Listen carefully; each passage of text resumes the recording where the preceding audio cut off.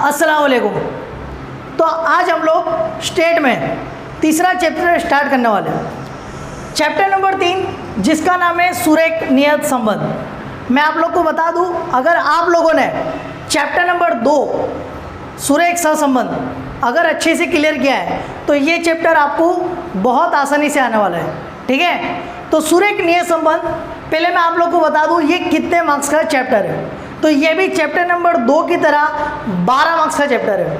देखिए इधर विभाग ए 1 मार्क्स, विभाग बी 1 मार्क्स, विभाग सी 2 मार्क्स, विभाग डी 3 मार्क्स और विभाग ए 5 मार्क्स। ठीक है, तो सुरेख सहसंबंध और सुरेख सहसंबंध ये दोनों चैप्टर बच्चों को क्या लगता है कि सर ये दोनों मिक्स हो जाएगा हमारे।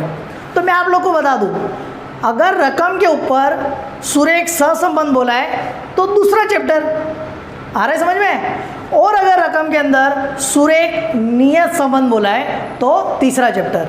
अगर मैं और अच्छे से आपको बोलूं तो विभाग एफ का दूसरा प्रश्न दूसरा चैप्टर और विभाग एफ का तीसरा प्रश्न तीसरा चैप्टर। ठीक है, तो सबसे पहले सुरेख नियत संबंध। तो मैं आपको बताऊं कि सुरेख नियत संबंध का सबसे पहले उपयोग किसने किया था, क्योंकि ये विकल्प या एक वाक्य में आपको पूछ सकता है कि 1900 સેકાના અંતમાં સર ફ્રાન્સિસ ગોલ્ટન બરાબર है ગોલ્ટન नामना સૌપ્રથમે શબ્દનો ઉપયોગ કર્યો હતો। ठीक है, तो ये याद रखना एक वाक्य में आ सकता है। ओके, अब सुरेख नियत संबंध में कितनी रीत है, तो पहले विकर्ण आकृति रीत जो पूछाती भी नहीं है, दूसरा नित्यम वर्गोनी रीत, ये भी अच्छे से ध्यान देना। नित्यम वर्गोनी शोध એટલે કે શોધક કોણ હતા, CF ग्रोस।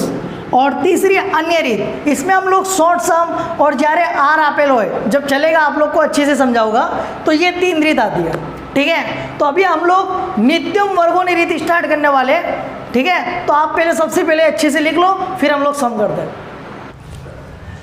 ओके, तो हम लोग आज सबसे पहले नित्यम वर्गों की रीत स्टार्ट करने वाले हैं। नित्यम वर्गों की रीत स्टार्ट करने के पहले मैं आप लोग को बताऊं, पूरे चैप्टर में एक ही चीज़ ढूंढने की है और वो है स्टेप नंबर 5। स्टेप नंबर 5 देखो, y कैप बराबर a प्लस बी एक्स। अब ये जो a प्लस बी एक्स है तुम्हारे को ये ढूंढने का है। अगर तुम लोग ये a प्लस बी एक्स अच्छे से ढूंढ लो तो तुम्हारा जवाब आ गया। तो देखो y के बराबर a प्लस बी एक्स पूरे चैप्टर में ये ढूंढना है। ठीक है, तो देखो मैंने इसकी इजी रीत के लिए मैंने इसको स्टेप में कन्वर्ट कर दिया है। तुम लोग ये स्टेप बाय भी करोगे तो तुम्हारे दाखले का जवाब आ जाएगा। तो सबसे पहले स्टेप नंबर 1 कोष्टक, मतलब कि सादी रीत, मतलब जो हम लोग करते हैं कि जब रकम x और y की एकदम छोटी होएगी, मतलब नानी होएगी, तो हम लोग क्या करेंगे, सादी रीत। तो कोष्टक बनेगा x y, फिर ये 2 का गुणाकार x y और फिर x का वर्ग। ठीक है, स्टेप नंबर 2 सिग्मा x का टोटल मतलब x बार और y बार ढूंढेंगे। ठीक है, स्टेप नंबर 3 हम लोग क्या ढूंढेंगे, b। सर यहाँ जो b है वो उसके लिए, हाँ वो उसी के लिए हम लोग क्या करेंगे, b इस तरह ढूंढेंगे।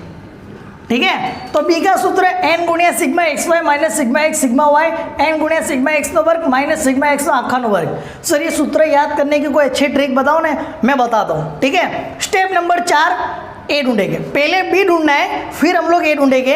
ए का सूत्र वाई बार माइनस बी एक्स बार।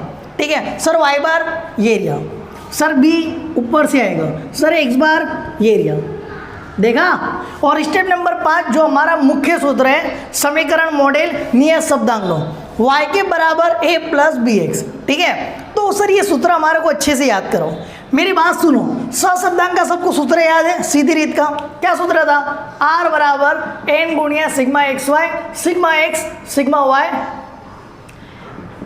2 वर्गमूल बनाए n सिग्मा एक्स नो वर्ग सिग्मा वाई नो वर्ग माइनस माइनस सिग्मा एक्स नो आखा नो वर्ग सिग्मा वाई नो आखा नो वर्ग। मेरी बात ध्यान से सुनो, हमारे को ये चैप्टर के अंदर y नी x पर नहीं और x नी y पर नहीं, ऐसे कुछ पॉइंट बोल के हमारे को ढूंढने का बोलेगा। तो ये हमारे लिए हो जाता है बी वाई एक्स और बी एक्स वाई। तो या अगर मैं बात करूं तुम्हारे को बी वाई एक्स, मतलब कि ये जो हमारे को ढूंढना है y के बराबर a प्लस बी एक्स, तो उसी के लिए जो हमारा चैप्टर नंबर 2 का जो सूत्र था बराबर है, वही सूत्र ये है। खाली करना है क्या है, ये y वाला एक पॉइंट हट जाएगा और ऊपर से वर्गमूल हट जाएगा, तो ये हो गया ये सूत्र। आए समझ में? तो ये हमारा वही सूत्र है बराबर है, खाली वर्गमूल हट जाएगा और जो दूसरे स्टेप में y वाला था वो हट जाएगा। तो सर इसका मतलब ये हुआ यहाँ y की ज़रूरत पड़ती नहीं है, इसके लिए तुमने यहाँ y वर्ग का खाना नहीं बनाया। हाँ समझ पड़ी, जैसे x और y है, एक्स वाई हुआ, अब x का वर्ग हम लोग चैप्टर नंबर 2 में क्या करते थे, y का वर्ग भी आता था, लेकिन यहाँ y का उल्लेख करे, y का कोई लेना देना ही नहीं, इसके लिए हम लोग y वर्ग का टोटल यहाँ कुछ करेंगे नहीं। तो 5 स्टेप में पूरा सम होने वाला है। वापस सी, स्टेप नंबर 1 खाने, स्टेप नंबर 2 x बार और y बार ढूंढेंगे। सर x बार y बार क्या ढूंढ रहे हैं, a के अंदर, ये देखो a के अंदर काम लगेगा। स्टेप नंबर 3 b का सूत्र, स्टेप नंबर 4 a का सूत्र और स्टेप नंबर 5 y के। मेन एक ही बात याद रखनी है, मेन स्टेप नंबर 5 है a प्लस बी एक्स।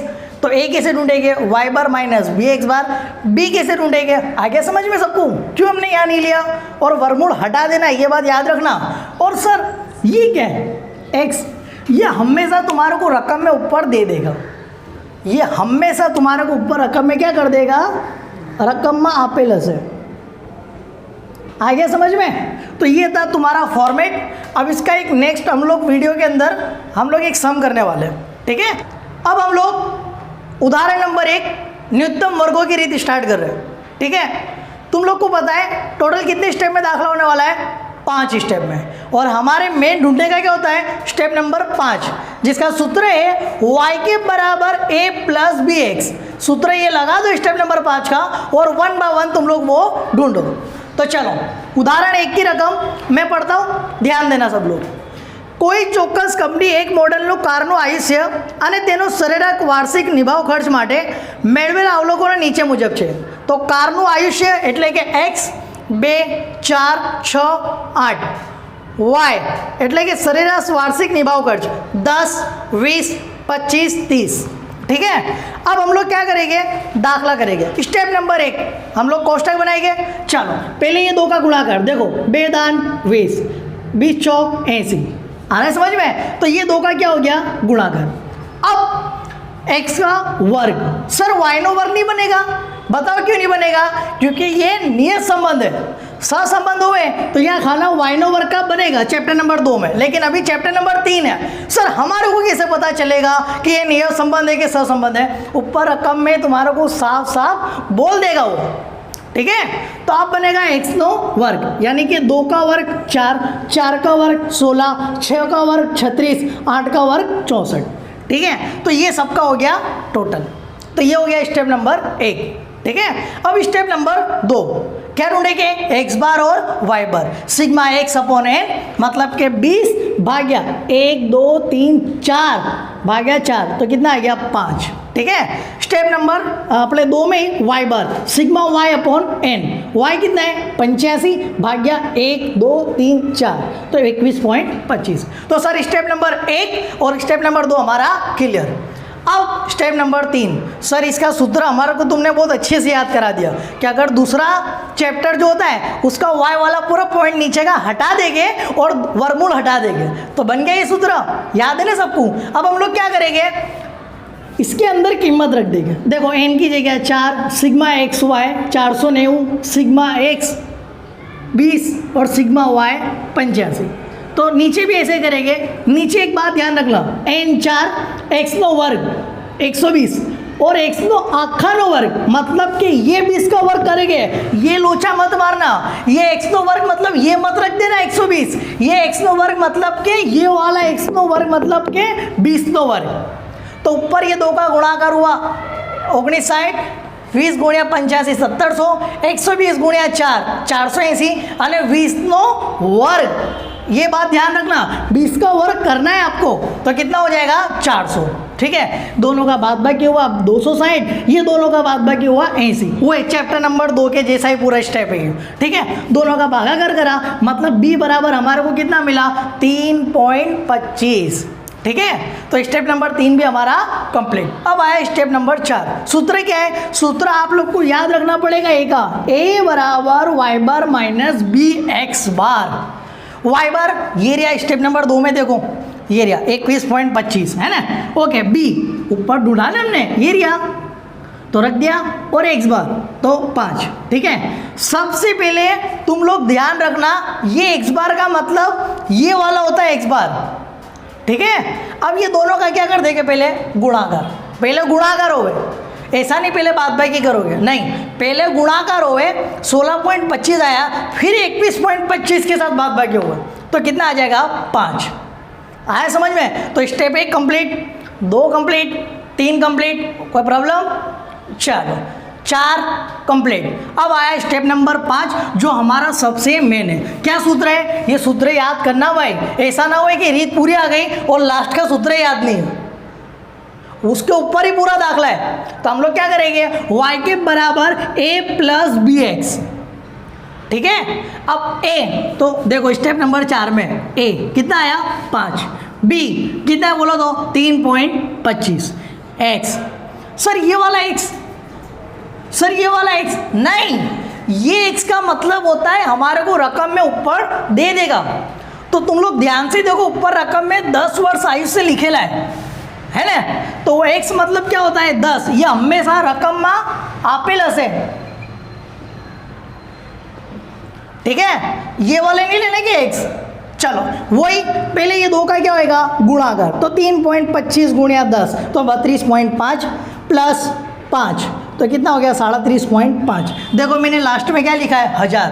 क्यों सर 1000? तुम लोग रकम में देखो, y वाली जो रकम है ना, उसमें देखो कौंस में 1000 लिखा है, तो इसके लिए इसका जवाब जो भी आएगा उसके अंदर क्या लिख देंगे, 1000। तो ये था तुम्हारा स्टेप नंबर 5 कंप्लीट। इसी तरह ये 1 से 5 स्टेप में तुम्हारे को ये दाखला करना है, ऐसे में तुम्हारे को 2 सम देने वाला हो, वो करो, तो ये रीत कंप्लीट।